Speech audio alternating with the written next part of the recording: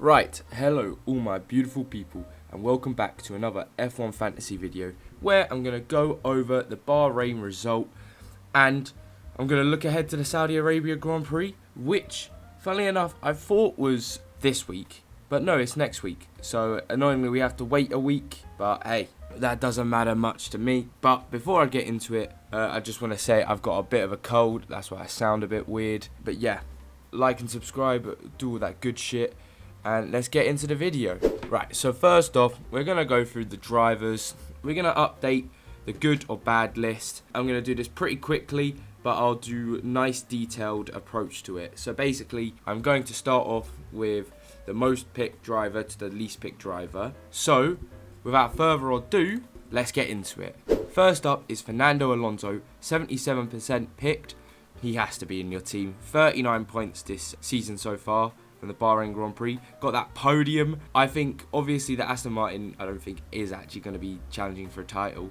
But he's who I'm going to be supporting in the top 10. 8.5 mil. His value is only rising. I guarantee by Saudi Arabia, his value would have jumped like $1 million. So get on him right now, otherwise he might be too expensive. Hey, future Zach here.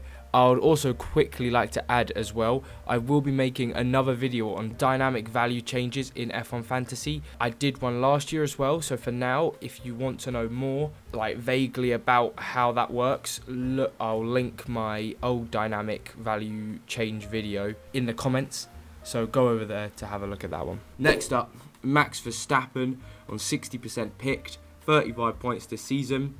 And he is valued at 27 million. Again, his value has gone up 0.1 million. So the sooner you get him, the better. Because if his price gets any higher, it's going to be you're going to really struggle to get him in your team and get other good drivers in. Next up, Charles Leclerc. 39% picked, minus 11 points this season. 21.1 million, down 0.1 million in price. He's going on my no list. That Ferrari, man, it looks good. But with the no outperforming your teammate points, I just see Red Bull getting 1-2s all the time. So if you wanted to get a good second driver, it's Sergio Perez, who's always going to get you second place. And as we've seen, the Ferrari's reliability just isn't up to scratch. And to be fair, I had the Ferrari Constructor last race weekend. And I can tell you all, I've already changed because I think over the winter break, I had truly forgotten how unserious Ferrari is as a team. Which it hurts me to the core to say that. But yeah, Charles Leclerc, no. Next up, Sergio Perez. Big yes. 37% picked, so slight differential. 28 points this season, 18.1, gone up 0.1 million in price. Get on him now because in Saudi Arabia he will be more expensive. It's simple. Basically, he's not going to win any races like Verstappen, but he's always going to be on the podium at least. That Red Bull seems to be 10 times better than any other car, considering both Verstappen and Perez weren't even running at full engine power for most of that race. No one's even going to get close to them. So yeah, Red Bull's a must. Their drivers a must. Sergio Perez is on the yes list. Then we get on to Pierre Gasly. 28% picked, 20 points, 8.2 million. Now, I will say no. I'm going to put him on my no list. Yes, he got 20 points last race weekend, but that Alpine just doesn't seem competitive. And when we get onto other people I'm talking about, preferably the Lance Strolls of the world, even Fernando Alonso I've already talked about, they're all around the same price, so I don't see why you wouldn't go for an Aston Martin for your pick. So just be careful with that. But yeah, Pierre Gasly on my no list. He won't get 20 points every race weekend. But then we get on to Valtteri Bottas, 20% picked, 13 points, 7.8 million. Again, he is on my no list purely because too expensive for an Alfa Romeo driver. Much better options. Again, Lance Stroll, Alonso. I would even say Gasly is a better option. So no Valtteri Bottas for now. And then Carlos Sainz, 25% picked, 19 points this season, 17.2 million. His price has not changed. Again, I feel like he'd be a good differential. He's always going to be alright to pick a Ferrari driver. Just with Ferrari being Ferrari and his price value, I'm still going to stick him on my no list because Perez is only 0.9 million more. and will get you a shit ton of points more. Lance Stroll and Fernando Alonso are a lot less, and they'll get you more points. And Charles Leclerc is only a few mil more, and I'd get Charles Leclerc over Carlos Sainz. So Carlos Sainz on the no list for me. Then up next, 24%, Nico Hülkenberg, minus 1 point, 4.2 million. He's down 0.1 in price. Now, for a cheap driver, I'm still putting him on the yes list because he showed his potential. Got into P10 for qualifying, just sadly in the race. I can't remember if he had a problem, but he was doing well, he was doing decent, and he just dropped off. I think he either had to pit or he had a problem. So, unlucky for him. The reason I can't remember is because I had to skip the last 4 laps because the Man United game was starting. And my God, I wish I just watched those 4 laps instead of that Man United game. Jesus Christ. But anyway, back on to Lando Norris, 22% picked. I can't believe that number, by the way. Minus 1 point, 11.1 million, down 0.1 million in price. Very big no. Again, that McLaren looks dreadful. They couldn't even run more than 15 laps before giving the car a break. I know they both had problems, but reliability, no. The car's just not competitive anyway. So it's a shame for me to say this, but yeah, Lando Norris on the no list. Then on to George Russell, 22%, 16 points, 18.6 million. Again, he is going on the no list for me purely because Sergio Perez is cheaper, Fernando Alonso is cheaper, Lance Stroll is cheaper, Carlos Sainz is cheaper, and I all think those are better options. Pretty simple, those are all better options. Then on to Nick De Vries, 20% picked, 8 points, 5 million. His price has not changed yet, and I don't think it will, but I would steer clear of Nick De Vries because it has just shown, no offence to him, it's his rookie season, so give him some time, but he's not got that much pace, and Tsunoda would still be the better pick if you wanted an AlphaTauri driver because he did better than him, and by quite a little bit. But also, if you're going for someone cheap, I just wouldn't go for Nick De Vries. I'd go for a Guan Yu Zhou, a Tsunoda, a Hülkenberg, an Alex Albon. So there really is no point to get Nick De Vries. So I'm really surprised to see 20% picked there. So I'd put him on my no list. Then up next, Lance Stroll, 19% picked, 17 points, 7.6 million, up 0.1 mil. Again, like Fernando Alonso, get him in your team. His price is going to be probably like nearer to 8 mil by Saudi Arabia.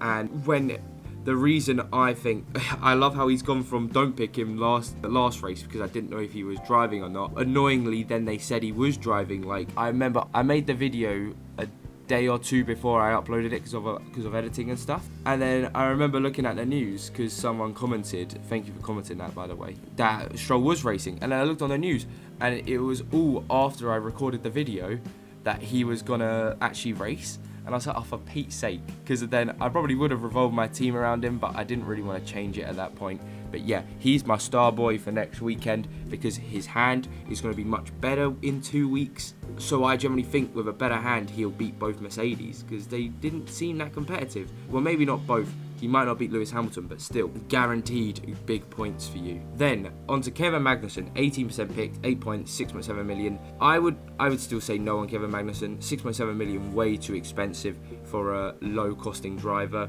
I just don't see why you wouldn't get Hülkenberg if you're going for a Haas. I don't know why you wouldn't go for a Guan Yu Zhou, an Alex Albon, even Logan Sargent in that Williams looked alright, which really surprised me. But yeah, better options elsewhere, too expensive. Kevin Magnussen is a no. Then on to Lewis Hamilton, 18% picked, 19 points, 23.7 million. He's on my no list. Once again, close to Verstappen on cost, so I would get Verstappen instead. Leclerc I'd get instead. Ferrari's looking better than the Mercedes. I'd get Sainz, Stroll, and Alonso all over Hamilton, and they're all cheaper than him, so no real reason to get Lewis Hamilton or a Mercedes. Then on to Guan Yu Zhou, 14% picked, 15 points, 4.9 million. His price hasn't changed, but he will go up in value, I believe, by 0.1 mil probably, because he had a really good race weekend. He's a great driver to bring in. I actually swapped Tsunoda out for him on the Friday, impulsively, and I was like, oh, I hope that wasn't bad, but he proved me right. 15 points, it was very good. It was a very good late pick from me. He's so cheap, better than Bottas. Well, not like race-wise, but cheaper than Bottas, low costing driver, less than 5 million. He's the perfect fit for everyone's team, Guan Yu Zhou. So yes, he's on my yes list. Then onto Oscar Piastri, 12% picked, minus 16 points, 6.9 million, 0.1 down in his value. Yeah, he's steer clear of Oscar Piastri. Minus 16 points, obviously from the DNF. But dear God, that McLaren looked bad. And in your rookie season, where you're obviously not going to be up to scratch, you know, you got to give yourself a season or two. Fucking hell. Yeah, never even go near him. 6.9 million is crazy expensive for a McLaren. It's just a no-go. Then on to Esteban Ocon, 9.3 million, down 0.1 million in value. 12% of people have picked him, minus 17 points. Again, without all the penalties, which, can I say, is the most ridiculous thing I've seen. I get they have to, like, give penalties. Like, if he's done something wrong, he has to get given a penalty. But my God, it was like watching someone kick a dead animal. You just chill. Like, yes, he may have gone a little bit fast, but he's already dead last. Come on, man. Just don't kill him. Right, then on to Alex Albon. 5.5 million, hasn't changed in value. 13 points, 10% picked. Great driver to get. That Williams actually looks pretty competitive. The close end to the top 10, which is really nice to see. I hope it continues. But yeah, 13 points on the first race weekend. Albon is a consistent driver. 5.5 million, very cheap as well. A very good option. Then onto Logan Sargent. 8% picked, 11 points, 4 million. Now, I have moved him from my no list to my yes list. If that Williams carries on like that, perfect. 4 million is the cheapest driver, and to get 11 points from the cheapest driver is insane. He is a must-to-have now if you want low-costing driver for maybe if you're pushing for a Charles Leclerc or a Lewis Hamilton. Even though I said not to get him, but you still might get him. But Logan Sargent will mean that you can get him. So yeah, good option. And then finally, last but not, Yuki Tsunoda on 7% picked with 8 points, 4.8 million. Again, I'd still say he's a decent option. 8 points for only 4.8 million. Right, it's on the low end of my yes list, purely because he's still a better option than Esteban Ocon, Oscar Piastri, Kevin Magnussen, Nick De Vries, and Valtteri Bottas. But realistically, I would go for someone else. But yeah, that is all the drivers. Now let's get on to the constructors. Now, starting off with Aston Martin, 66% picked, 52 points this season, 6.8 million, gone up in value by 0.1 million this season. Must have, again, Aston Martin and both their drivers you need to have in right now. I will tell you right now, I've taken a cheeky -4 to get them in because I didn't want a wild card yet, because I do believe that once the Aston Martin falls off on pace, because I don't think they'll be able to hang on with the likes of Mercedes, Ferrari and Red Bull, just because they've never been in this position before. And if you remember before, remember the pink Mercedes, so this is now the green Red Bull. I feel like they're just going to lack a few upgrades, but you know, it might be different. But for now, Aston Martin's a must-have, because even though they probably will score less points than Ferrari on most race weekends, for 6.8 million, it's the biggest bargain you're ever going to get, and it means you can bring in bigger drivers like Sergio Perez, Max Verstappen, Charles Leclerc, Carlos Sainz, all into your team. And altogether, if you had Perez and Aston Martin most race weekends, they will get more than Ferrari would have got you. And it also means you can get both Aston Martin drivers, which will give you loads of points anyway. So I think accumulatively it works out to be a better option. Then, onto Red Bull Racing, 51% picked, 78 points, 27.3 million, gone up in value by 0.1. I was really surprised that not as many people picked than Red Bull Racing. I mean, 51% is a lot of people, don't get me wrong, but Red Bull Racing, unless they have a problem, it's going to be 1-2s every weekend, or at least 1-3s. So they're a must-have. 78 points in a race weekend is ridiculous, by the way. So yeah, they're on my yes list. Now, onto Ferrari, 30% picked, 31 points, 22.1 million. I would still put Ferrari on my yes list, purely because on any other race weekend, well, I say any other race weekend, on a race weekend where they don't get unlucky, they finished 3rd and 5th there. And that's more points than Aston Martin would have got, more points than Mercedes would have got. It's just they're too inconsistent for me. And for the price tag, I think 6.8 million to 22.1 million on the Ferrari, just not worth it as much as the Aston Martin. But then onto Mercedes, 13 points, 13% picked, 44 points, 25.1 million, haven't changed in value. For me, they're still on the no list, purely because 25.1 million is a ridiculous amount to pay. considering Ferrari will get you more points and Aston Martin will get you more points. So yeah, steer clear of Mercedes. Then onto Alpine, they cost 10 million, they're down in value by 0.1, minus 3 points, 12% picked. Yeah, steer clear of them. And the person I'm about to talk about, McLaren, 10% picked, minus 10 points, and 9 million, down 0.1 million in price as well. Both those teams looking on the lower end of the midfield, hanging on for dear life. I just don't see how it's going to get better for these two, which is such a shame to see, considering these are the cars that were 4th and 5th last season. But this is what happens in F1, the order changes. No reason to get them, considering their price tags are ridiculously expensive, considering Aston Martin's more than 3 million cheaper than Alpine. So yeah, steer clear of Alpine and McLaren, they're on my no list. Then onto Haas F1 team, 6% picked, 13 points this season, 5.3 million. Still say no. I'd still say no to Alfa Romeo as well, still say no to Alfa Tauri, and I'd still say no to Williams, which is all of those lower teams. And purely because Constructor, like I've said multiple times, I cannot say this enough, but Constructors are the most important thing in F1 fantasy. Steer clear of any team that won't get you more than 30, 40 points in a race weekend, at least. So yeah, that clears up my drivers yes and no list and my constructors yes and no list. Let's get onto my team and how well it has done. So this is my team. I have made a few changes already. Like I've said, I've taken a -4, and my transfers in have been Stroll, Perez, Martin, Aston Martin, and my transfers out have been Albon, Hulkenberg and Ferrari. Now the reason for this is I thought, when I went into the race weekend, I was like, Ferrari dominant for second best car. I was like, so altogether, even without Perez and the Aston Martins doing well, I was like, surely they'll give me loads of points. But of course it was a shame, very unlucky that Leclerc went out, because I would have got more points. Still, I think I would have got around 30 more points than I did this race weekend, so I would have finished on like about 275, 280. But at the end of the day, this is what happens in F1. You just have to deal with it and strive to do better in the next race weekend. But because of that, I don't like how inconsistent the Ferrari's looking, so I've taken them out of my team. Then onto my league. Here is my league. There are 22 teams in it in the minute. Join my league. Here is the code. The code I will share in the link as well in the comments. And yeah, so let's see who got best in the league and worst in the league. So up first, Team F1. What a race weekend for this man. ×2 on Alonso. I don't know how that's worked out for you, but well done, my dude. Because I would have ×2 Verstappen every day of the week, but Alonso got those overtaking points. And he's looking crazy. And yeah, this is the team I actually did manage to get. I didn't actually know you had Guan Yu Zhou. So yeah, beautiful team. This is the team that everyone should be striving for realistically now. Well done, lad. Keep it up into the Saudi Arabian Grand Prix. Then, I'm sorry to do this one, but we have to do the worst team of the week, and by quite a little bit as well. Supersonic Racing.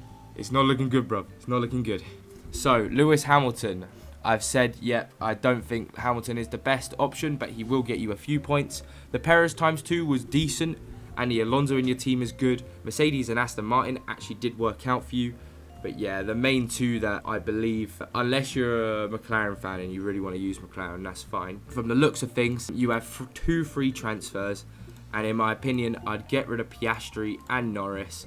And I would bring in, so that would give you 18 million. Realistically, bring in Stroll, someone like a Bottas, a Guan Yu Zhou, because you don't have enough points. Or what I would do is keep Lando Norris for one more race weekend, get rid of Piastri, bring in the Red Bull, and get like a Hulkenberg. All round, well done everyone. I'm really happy. I feel like I could do a lot better next weekend. Without the Leclerc DNF, I would have done much better. So really unlucky, but thank you all for joining the league. Let's get some more people in it and let's have some fun. This is what F1 Fantasy is all about. Let's have some good fun. It's great to be watching the races again. I'm feeling good. Not physically, but hey, until I see you again, I will be posting a video on Friday. Love you all.